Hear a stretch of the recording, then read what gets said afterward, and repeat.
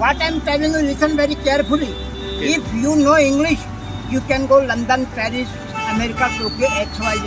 আমাদের অনেকেরই ধারণা রিক্সা বা বাস চালক কখনোই নবম বা দশম শ্রেণীর বেশি পড়েনি, সেখানে তাদের মুখ থেকে ইংরেজি শোনা সে তো দূরের কথা।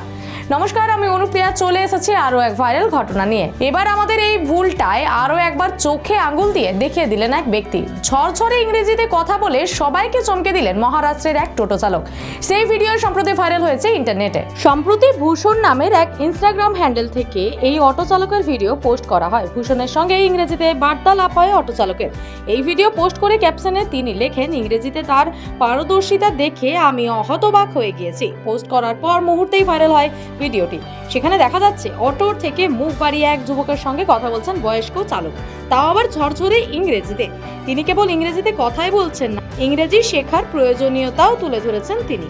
অটো চালক বলছেন, আমি এখন যেটা বলছি সেটা মন দিয়ে শুনুন। আপনি ইংরেজি জানলে লন্ডন, প্যারিস, আমেরিকা যেতে পারবেন, ইংরেজি না জানলে আপনি সেখানে যেতে পারবেন না।